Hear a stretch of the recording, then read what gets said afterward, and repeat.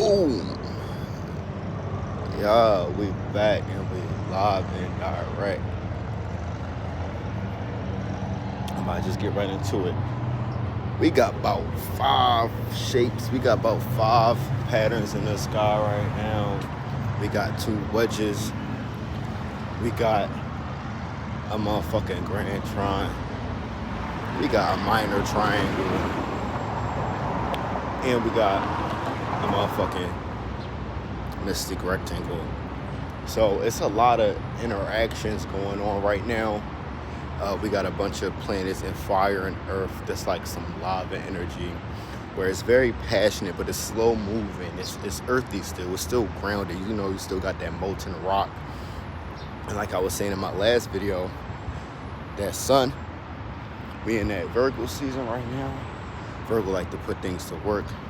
Virgo problem solver, very analytical. That's why Virgo can be like nervous or anxious, because all of the little details is flying through their minds. Virgo suns, you feel me? All the little details. And Virgo Mercury's too. Mercury is in Virgo right now.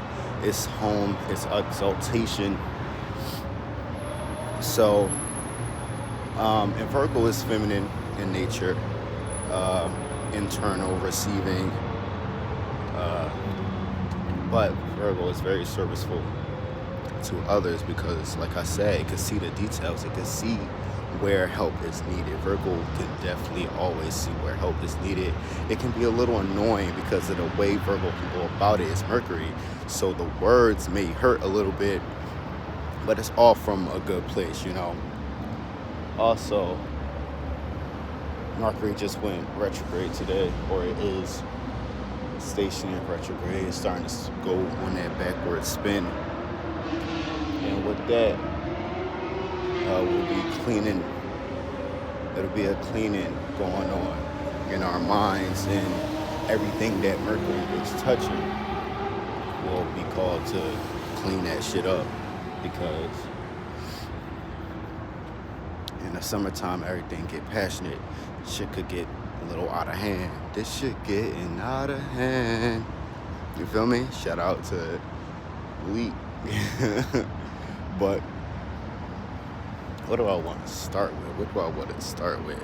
I'm gonna start with the Grand Earth Trine. The Grand Earth Trines with Mars in Virgo, Pluto in Capricorn, and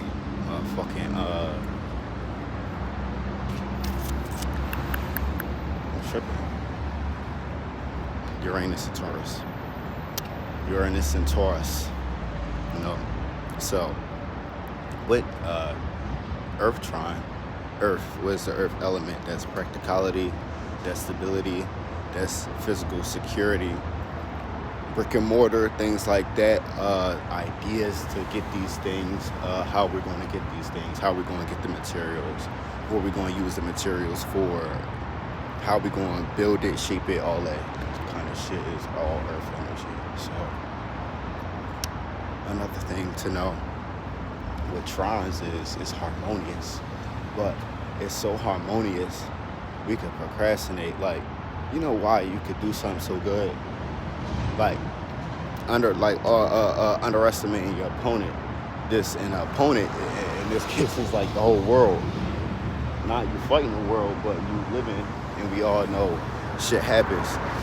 So with a trine and the procrastination it could lead to, it's like, say for instance, you like to bowl and you real tough at bowling, and you bowling or whatever, and your family, y'all want to go bowling and shit. So y'all go bowling, you already know you nice, but you like, I don't know, they probably don't be bowling as much as me, so I'm gonna go easy on them, like the tortoise in the hare. So that's like trine energy. When you're feeling so good and you can start to like lack, you can start to procrastinate, you can start to get a little lazy, and not fully express, because it's like I'm home, it's like I'm comfortable. Why would I go over the board? Why would I go over the top? So, and with the exaltation with Mercury and Virgo, our minds is going to be real active, real amplified, but also in receiving, because Virgo is feminine. So we're going to be receiving a whole lot of thoughts. We're going to be receiving like these changes in our mindset, especially with the retrograde, making us more reminiscent, making us more introspective in our nature and with ourselves. So with this grand trine's harmonious energy between Pluto, Uranus, and Mars, these are like active planets, even though Uranus and Pluto are long distance, more long-term effects, more generational, more societal effects. All these planets are very aggressive and active, very energized energy. So we are like tenaciously working. We want to work. We want to and not just any old work. It's not just anything, not just any mundane thing. We ain't trying to really get into all that. We try to have fun still. Just coming out Leo season and partying. So it's like we ain't trying to just be doing any old mundane work, but we still want to help out in some way. So with Mars and Virgo, we're gonna be coming up with all these kinds of ideas and shit on how we can help. How the fuck we about to do this shit? How the fuck we about to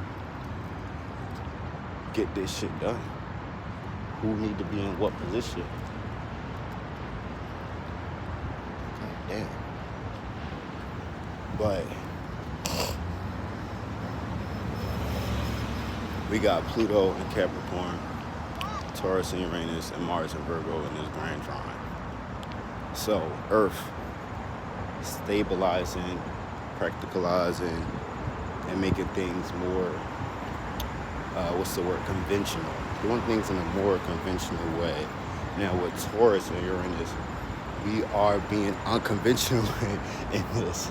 So with it in a sextile with Neptune, we gotta know not to get too wrapped up, too lost in being unpredictable, because we could go too left field and end up losing our whole idea, end up losing our whole audience, whatever the case may be. So we utilize the Mars, the more active, the more near energy, more short term, not as far from us when in terms of feeling the effects. So Mars and Virgo will be more so directly affecting us on a person-to-person basis, and where our Mars is in our chart. I have a Sagittarius Mars, so Mars is squaring my Mars almost exactly. My Mars is 29 degrees. Mars is at 28 degrees Virgo. So it's ready. Virgo is actually ready to go into Libra. Mars is ready to go into Libra. We're ready to focus on our relationships. We kind of tired, we tired of shit not being useful with Pluto and Capricorn, and we're ready to focus on our relationships. We're ready to partner up. It's about to be cuffing season. So with Mars and Libra, Mars is our ambitions, our will, our desires, our aggression. How are we going about these things? How are we going to achieve them? With it coming out of Virgo in a practical way, we've been real neat, real detail oriented, trying to make sure all our I's is dotted and our T's are crossed. And now we try to figure out who else was thinking like this. Who else is out here dotting their I's, crossing their T's, and even crossing their Z's, you feel me? Crossing their sevens. Like who out here is also on the same type time I'm on. So with Mars going into Libra, more logical, less practical, more relationship based, less work oriented, as we shift this energy, which will then close out this triangle that we're in.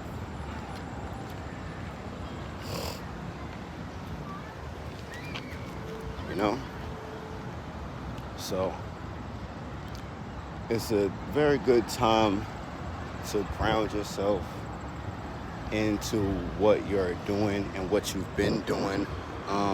Ground yourself in it. Make note of any changes that you need to make at this time with the Taurus Uranus energy. That because anything could happen, and that's always the case. Anything can happen. We don't really know what could happen in the next 10 minutes, in the next hour. So it's good to keep track of these things and not get lost in all of the little details. With Virgo Mars being directly opposite to Neptune and Pisces, which is retrograde. So these are old fantasies, because we know retrograde is when a planet appears to be going backwards, but this is still having an effect on us, our energy, where we go more internal, we go more inside, we become more introspective and intuitive. We tap more into those feminine qualities, of receiving, and then outwardly directing in alignment with what the sun, and the sun is in Virgo.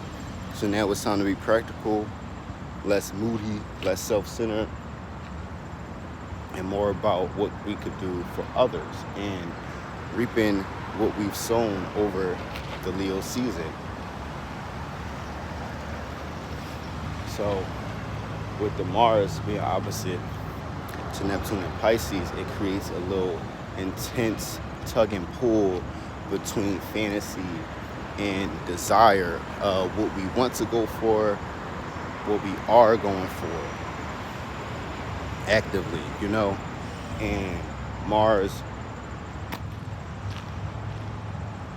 is sextile the moon right now, will sextile the moon in Scorpio, which will make us emotionally comfortable to continuously to go deep into our passion, to go deep into the details, to go deep. And this is like that one little last go around, making sure everything is all right, making sure everything is clear. You go down, you go deep, you get into it. Might get a little toxic with it, with the Scorpio nature. Like, yeah, just to see, to see where you are. You might do something like a little toxic, just like a vibe check, a toxic vibe check. That's how I see the moon in Scorpio. That's just like a low key toxic vibe check, like your girl, like if your girl was to fuck, like your girl, like, oh, you remember when we went here, and I don't even know, but you know what I'm talking about, toxic vibe check. Y'all know what I mean. Y'all know what I mean. I'm not even about to act like I'm not toxic. How do I be a toxic? Like, yo, this what we doing? Something like that, and it'll be like nothing wrong. Like, this what we doing? Oh, all right. Like just a vibe like that, and it's sextile our Virgo bar, so we more inclined. It gives us the opportunity to do that. With the moon, Scorpio, and Mars in Virgo, it gives us the opportunity to be a little toxic, a little psychotic, just a little bit. But yeah, man, this Grand Trine. What else? What is in the motherfucking wedge? The wedge is Mars. The wedge is Mars opposite Pluto, and motherfucking those two things, Trine and sextile. No.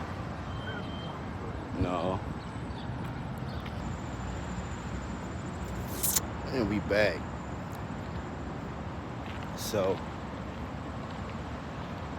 again, with this Grand Earth Trine,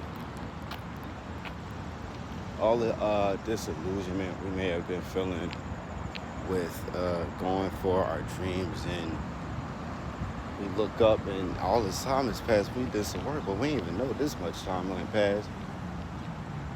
As things begin to slow down and cool down, as temperatures begin to cool, as our moods begin to cool, we could kind of just chill, but not chill as in get lazy and get comfortable, but chill in the sense that we don't have to put so much fire behind everything. We got Venus is still retrograde, and with that being the case, and with Mercury going retrograde, things are being turned inward. Our mental, how we thinking, we're thinking more about, with Mercury in Virgo, we're thinking about how to solve these problems that came up during the last Mercury retrograde. That was in from April to May. And this one will also be the same length, 23 days. Like a reassessment of what's happened, a reassessment of the ideas we've gathered and what work have we done. So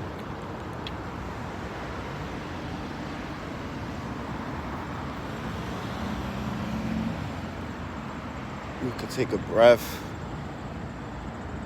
You could like relax your shoulders and all that and keep going. Go over your notes that you've taken over the last couple months, the last 3 months, and continue to integrate these things into your new character, because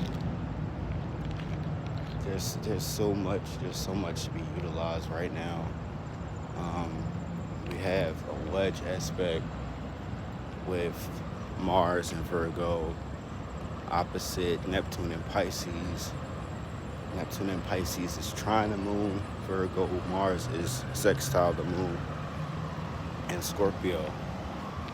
So while we have the gift of dreaming this amazing deep dream that's just full of ourselves unconditionally, and even though that we have that gift to dive so deep into our dream world, to dive so deep and not care about those who are realistic and try to bring us down to earth, those who are intimidated by our high-spirited nature. Mars and Virgo keeps us in reality and outside of being purely emotional, being purely subconscious. Mars is having us do the work. And doing the work will lead us into forming the partnerships that we need, that will continue our work and help our work to get done, as we will help those that we come across at this time, with Mars about to go into Libra.